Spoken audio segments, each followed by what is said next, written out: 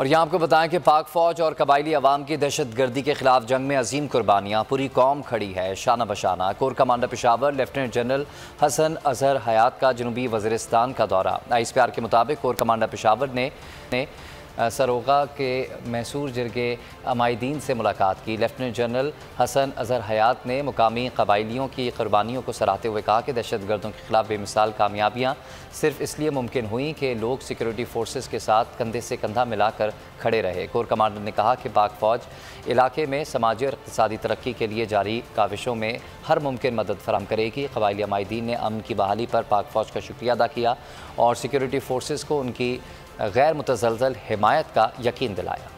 एक बार फिर नंबर 1 बोल न्यूज ने एक बार फिर सारे रिकॉर्ड तोड़ दिए। मुल्क की सियासी सूरत हाल पर तो बाद में बात करूंगा, ये लाल हवेली का बताइए, ये क्यों छीनना चाहते हैं आपसे? बोल का प्रोग्राम तज्जिया 8 बजे की स्लॉट में सबसे ज्यादा देखा गया कि जी तौहीन अदालत की कार्रवाई की जाए। इमरान खान के साथ इसलिए खड़ा हूँ कि मैं नस्ली और असली हूँ। 41% सारिफीन ने सिर्फ बोल देखने का इंतखाब किया क्योंकि बोल है नंबर 1। सबसे बड़ी कवरेज, सबसे बड़े पैनलिस्ट, हमने तो बड़ी PMLN के वार सहे, वो भी बिला वजह। सबसे ज्यादा रिपोर्टर्स। इलेक्शन कमीशन की जानिब से कोई इंतजाम इतने अच्छे तरीके से नहीं किए गए। बोल की रिवायत, सबसे पहला नतीजा।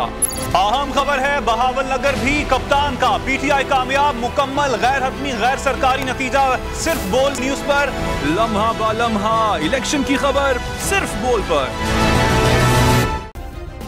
सब्सक्राइब करें और बेल दबाएं ताकि कोई खबर रह न जाए।